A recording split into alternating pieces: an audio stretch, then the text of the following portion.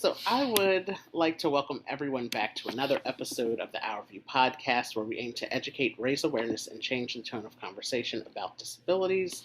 Today, I'm happy to welcome my guest, Gary Martinez, to the podcast. And, Gary, thank you so much for joining me today. I am happy to have you on and excited for you to share your story with us. Yeah, thank you so much for having me on. I really appreciate you. Yes, and for those of you who are listening to this podcast and not watching it on our YouTube channel, unknowingly, Gary and I are wearing very similar shirts today. We're in the blue striped pattern today, so that's really, really cool and really funny when I signed into the Zoom and saw that. So great minds think alike, right? Correct, correct. So, as I shared with you, Gary, this episode will be part of a series of episodes that I am hosting on topics related to autism. So, April is Autism Awareness or Autism Acceptance Month. And in our conversations preparing for this recording, you shared that your daughter was diagnosed with autism. I would like for you to share a little bit about that story of um, how you came to a proper diagnosis of autism. I know sometimes can be a bit challenging and difficult to get a proper diagnosis right away. It can take some time. So, can you just share what that process was like for your family? Okay, so my daughter Monica was diagnosed roughly around 4. And what I discovered later was that a lot of times girls are diagnosed a little later because they sometimes think that, they're just being a girl. They're perhaps being a little ditzy and delayed because they're being a girl. And at first I was like, okay, because at that time, my stepdaughter was a couple years older, and it took her later on to come around, when she was a younger child. So I kind of had that in mind, but then it's like, nah, it's not happening.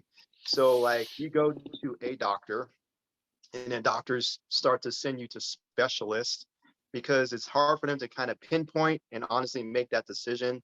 So we had to go to different specialists like that, and then they combine their knowledge to say, okay, she has autism, but she also has sensory processing disorder. So we were a little delayed getting diagnosed. And at that time, my daughter could not speak at that time. So she was nonverbal. So for her, she was having these meltdowns where she would throw herself on the ground and she would arch her back so hard like a rocking chair that she was screaming, crying, turning red because she couldn't express herself. And she was basically just hitting on herself and hitting on the ground. And at that time, as a parent, for me, I was like, I don't know what to do. So I felt like a failure. And I was like, I want to know what to do. So I was so glad when the doctor gave us our first step, which was intervention. And we had to go to 2 therapies in the same building, which was really good.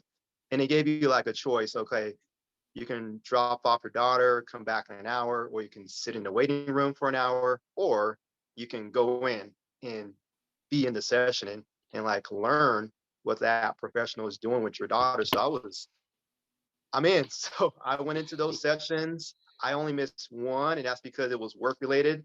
But I went to every session and I took books and pens and I asked questions, and I was a pest. And I wanted to know, who do you mentor? What books can I read? And I stood up really late and I started to learn what was helping her out in those 2 therapies. And then I gave myself homework that, you know what, my daughter spends a lot of time with me. I need to do all that stuff that we're learning at home. So that was like the first step of helping her out with her own brain and body, to for her to just have more of a fluid day and to have a better positive energy for herself. Yeah, I think for myself, I can say that as you showed just there through that conversation of when your daughter was in those sessions, My parents were also like my first advocates as well. Like, yeah, they wanted to be hands on. They need to know everything, and um, and it was all just for the benefit of me. And as you said, like how you can help your daughter. And I think a lot of parents are find themselves in that same situation where it's, how can they help their child be the best that they can be with their with their conditions, with their diagnosis.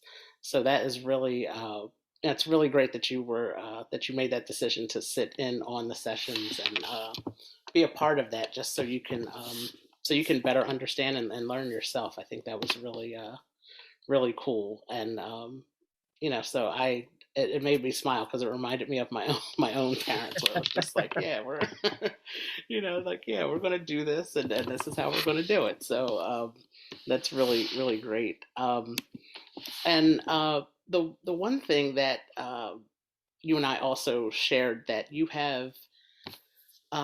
use your experience as a parent to assist other parents who have children with autism, which also I think is really great. And it's a little bit different. And I shared this, on podcasts before, which is why I started Our View, is because I saw that there were things, and the way that people with disabilities were being treated, it is not always the best, and we're often looked down upon because something is different about us. I use that word in quotation marks.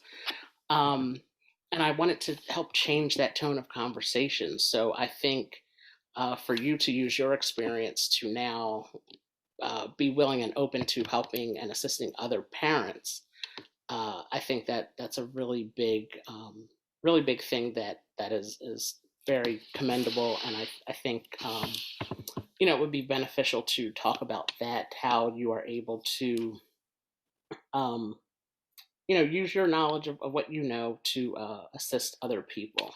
So can you share with us how you help, and I'm using your words, how you help autism parents who struggle with energy, time, and finances? I think those are three very key uh, key things there. So can you talk a little bit about that and what you do? Sure. Because when I um, realized that, okay, we're diagnosed and we have these conditions, I didn't know what to expect, honestly, at first. And then I learned that, oh my gosh, you got to spend extra time with your kid. You, you, um, you realize that they need you so much that because they're a little bit different and need that little extra help, that it starts to mentally drain you, mentally and physically. It's like a different kind of workout that, you go to the gym and you get that physical workout. But when you're helping out somebody who needs extra help, it can be honestly mentally draining on you, the parents. So, and then, we have to go to, you know, different appointments and different services. And, it's kind of it's a challenging routine, but it's all for the best interest of our kid getting the help and the support that they need. And then that leaves us, the parents, sometimes where if we don't have a job like our traditional 9 to 5 that is not as flexible or not supportive with us going to these appointments, we run the risk of losing our employment, and then that starts to stress us out because it's hard enough if only one parent is working in the family. It's even harder if you're a single parent and you got to worry about, am I going to have a job tomorrow because we're I'm not getting that flexibility and support. But you can understand it, they need you there, but it's just hard because you want to be in all these places at the same time. And that's been me. It took me during the pandemic 200 job applications to get one single job to actually help me work around the unique schedule. So what I decided to do, and this is just very recently, was I've been helping out a lot of parents with activities for their kids, but I was like, you know what? What about the parents that need to have more energy for themselves first, and to have that for their child? and also to have that time and flexibility in their schedule to be at all those places that they want to be at to help their kid, but then also a job that can actually support that. So, like you said, I was like, okay, I think what my passion and my purpose is to help our autism parents with that. So I'm creating this digital course where I have four steps in a program, and the first step is the self-care for the parents. So I have like three types of lessons in there to help them out with some simple, doesn't take long exercise routines, some nutrition, some fuel to help give them that fuel during the day, and also meditation. We go through so much. The world is so noisy that we need to be able to calm down and like take out that chatterbox that runs in our brain out of there. My second step is the business. So like I have a a product that's already done for you. I just have to show the parents how to use their phone, social media, to make that happen for them at their own time, and it doesn't interfere with their routine throughout their day. And then I have accountability, which I know it's hard when you're working for yourself. You can get distracted and want to go do something.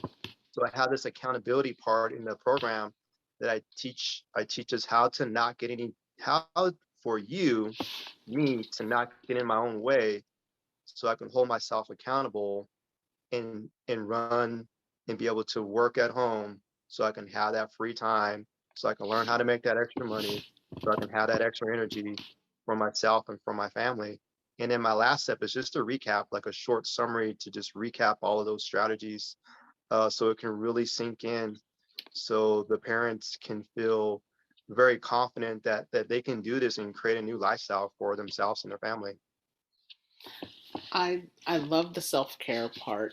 That is first and foremost. I think that is one of the most important things that anybody can do for themselves.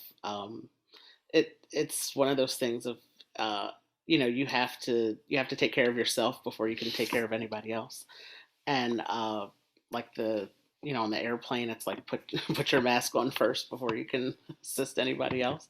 I think that is so true. And for you to start something like this, what you said it took 200 applications, job applications for you. Hmm. It is so difficult with, and especially as you said, with single parents and just different living arrangements that families have, and uh, not necessarily being able to maybe be around other extended family members who can help out, and just and especially in the last 2 years with the pandemic, it's just people have lost jobs and things like that.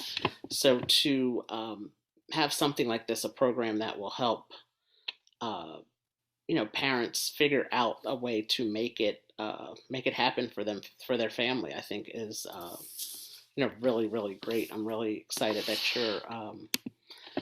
you're doing this, and that you have created something so great about this. This is really, really cool.